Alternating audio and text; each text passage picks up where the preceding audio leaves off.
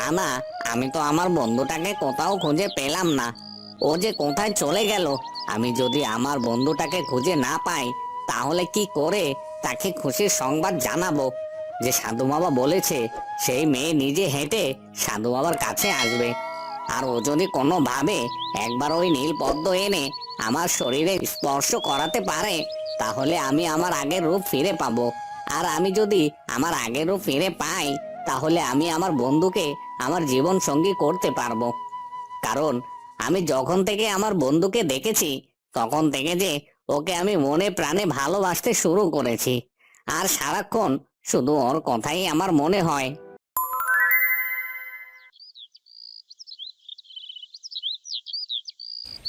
দাঁড়া, কোথায় যাচ্ছিস তুই?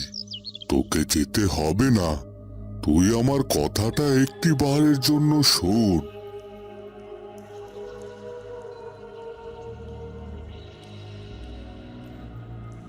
সাধু বাবা, আপনার সব কথা শুনবো, কিন্তু তার আগে যে আমার বন্ধুটার কষ্ট আমাকে দূর করতেই হবে। ওকে যে মানুষের রূপে ফিরিয়ে আনতে হবে। তাই বলছি, আপনি দয়া করে আমাকে আটকাবেন না। আর তাছাড়া আমি তো আপনাকে কথা দিচ্ছি যে আমার বন্ধুকে সুস্থ করে আমি আপনার কাছে ফিরে আসব। ঠিক আছে মা, তুই তোর বন্ধুকে আগে সুস্থ করতে চাস তো? তুই কি জানিস, আমি তোর কাছে তোর বন্ধুকে সুস্থ করার জন্য তোর কাছে সাহায্য চেয়েছি মা। কি বলছেন কি সাধু বাবা? আপনি আমার বন্ধুকে সুস্থ করার জন্য বলছেন? তার মানে কি আপনি আমার বন্ধুকে চেনেন? হ্যাঁ রে মা, আমি তোর বন্ধুকে চিনি। আর তাছাড়া তুই কি জানিস মা, আমার অভিশাপেই তোর বন্ধু আজ এভাবে পাখি রূপে রূপান্তরিত হয়েছে। আমি ভুল করে তোর বন্ধুর উপর অভিশাপ দিয়ে ফেলেছিলাম, আর সেই ভুলের মাসুল আজ তোর বন্ধুকে বয়ে বেড়াতে হচ্ছে। তবে মা, আমি অনেক চেষ্টা করেছি তোর বন্ধুকে মনুষ্য রূপে ফিরিয়ে দেওয়ার জন্য, কিন্তু কোনো উপায় পাইনি। অবশেষে একটি উপায় পেয়েছি, যে উপায় তুই না চাইলে কিছুতেই সফল হবে না রে মা। এখন মা, রাজকুমারের মনুষ্য রূপ ফিরিয়ে আসাটা তোর উপর নির্ভর করছে মা। এখন বল মা, তুই কি যাবি ওই নীল সরোবরে? হ্যাঁ হ্যাঁ সাধু বাবা, আমি অবশ্যই আমার বন্ধুকে মানুষের রূপে ফিরিয়ে দেওয়ার জন্য ওই নীল সরোবরে যাব। আপনি আমাকে দয়া করে ওই নীল সরোবরের যাওয়ার পথটা দেখিয়ে দিন না। আমি আর দেরি করতে চাই না। আর আমার জন্য যদি আমার বন্ধু মানুষের রূপে ফিরে আসে, তাহলে এর থেকে বড় সার্থকতা আমার জীবনে আর কি হতে পারে বলুন? আমি জানতাম মা, তুই অবশ্যই যেতে চাইবি, কিন্তু মা, ওই নীল সরোবরের পথ যে এতটা সহজ না রে মা। তোকে অনেক বাধা বিপত্তি পেরিয়ে ওই নীল সরোবরে যেতে হবে। আর ওই নীল সরোবরে গিয়ে ওই নীল পদ্ম তোকে নিয়ে আসতে হবে মা। আর সব থেকে বড় কথা, ওই নীল পদ্ম সংগ্রহ করতে তোর জীবন সংশয়ও হতে পারে মা। কি বলছেন কি? আমার জীবন সংশয় হতে পারে? ওদিকে অভাগীর ভালো মা অভাগীকে সব জায়গায় খুঁজতে থাকে, কিন্তু কোথাও সে অভাগীকে খুঁজে পায় না।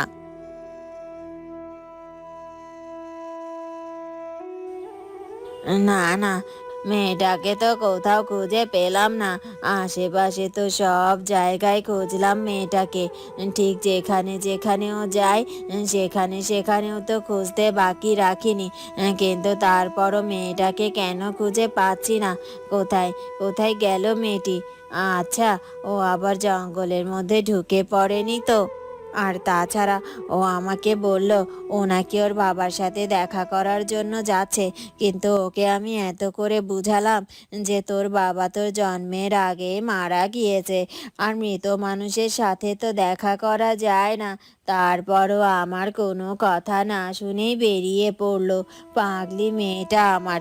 মনের মধ্যে হয়তো বা বাবা মায়ের জন্য বড্ড কষ্ট রয়েছে মেয়েটির, আর তাই তো এমনটা করছে। কিন্তু ওকে আমি এখন কোথায় খুঁজে পাই? আমার তো এখন ওকে নিয়ে বড্ড ভয়ও করছে। না না না, কিছুতেই থেমে থাকা যাবে না। আমাকে আমার অভাগীকে খুঁজে বের করতেই হবে। লাগলে আমি জঙ্গলের ভেতরে গিয়েও দেখতে চাই যে কোথায় গেল আমার অভাগীটা। এ কথা বলে অভাগীর ভালো মা জঙ্গলের ভেতরে যাওয়ার জন্য রওনা দিতে থাকে। আর তখনই হঠাৎ করে সেই সাপটি তার সামনে চলে আসে। আর অভাগীর ভালো মা সেই সাপটিকে দেখে ভয় পেয়ে যায় এবং থমকে দাঁড়ায়। এ কি? এটা আমি কি দেখছি? এ তো একটা সাপ। আরে সাপটিকে তো আমার চেনা চেনা লাগছে। মনে হচ্ছে এর আগে কোথায় যেন আমি সাপটিকে দেখেছি। হ্যাঁ হ্যাঁ, কিন্তু মনে করতে পারছি না। না না, আমাকে যে করে হোক মনে করতে হবে যে কোথায় দেখেছি আমি এই সাপটিকে। হ্যাঁ হ্যাঁ হ্যাঁ, মনে পড়েছে মনে পড়েছে। এই সাপটিকে তো আমি একদিন আমাদের বাড়ির সামনে থেকে দৌড়ে যেতে দেখেছিলাম। আর এই সাপটি তো রামু দাদাকে দংশন করেছে।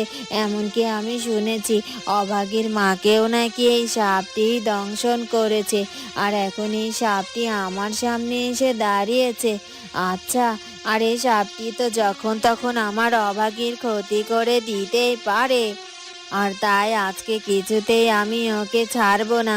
ওকে আমি শেষ করে ছাড়বো। লাগলে আমার জীবন যাই যাক, তারপরও কিছুতেই আমি ওকে আমার অভাগীকে কোনো ক্ষতি করতেই দেব না। তখনই অভাগীর ভালো মা দূরে একটি গাছের ডাল পড়ে থাকতে দেখে।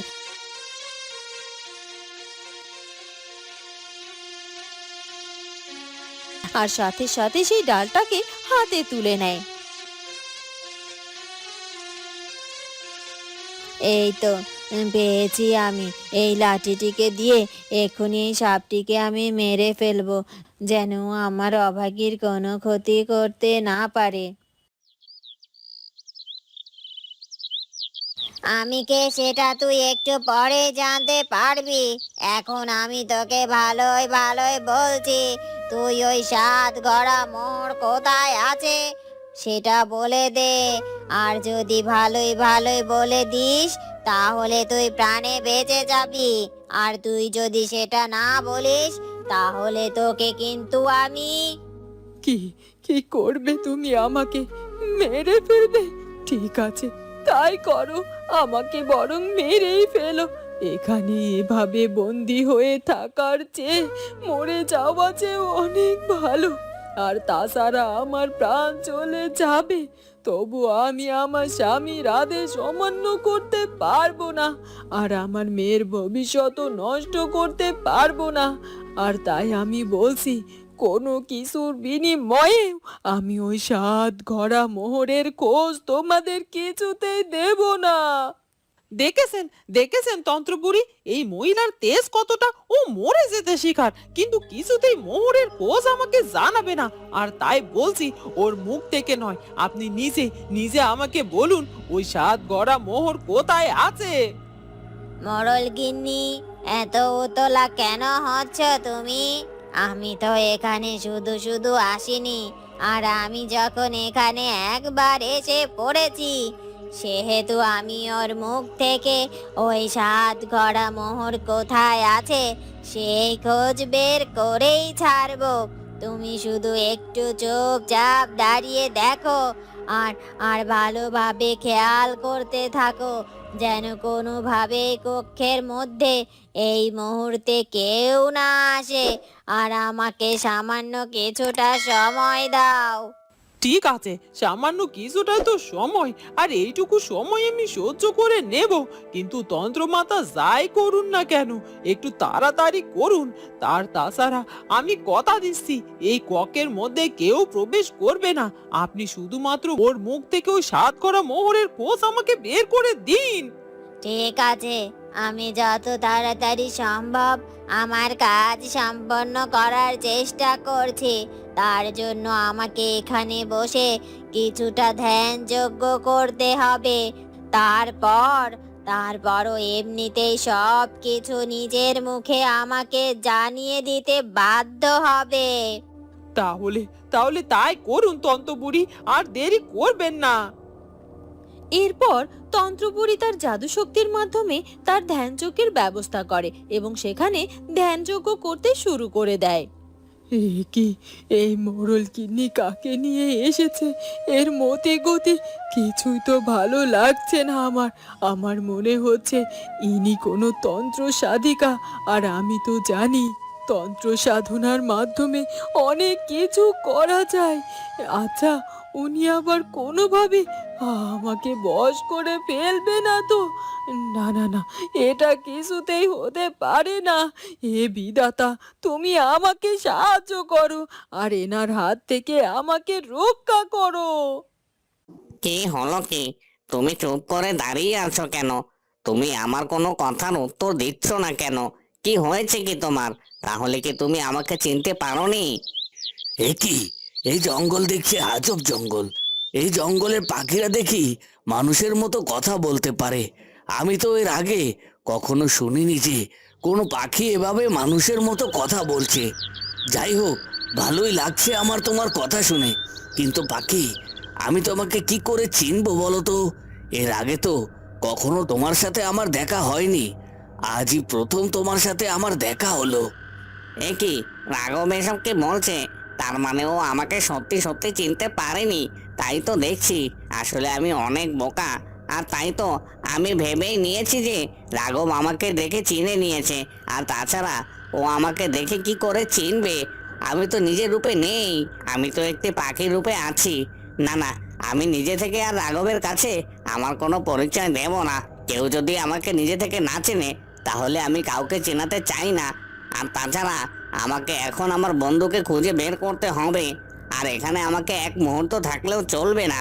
আমি বরং এখান থেকে আমার বন্ধুর কাছে যাই। কি হলো কি পাখি, তুমি চুপ করে আছো কেন?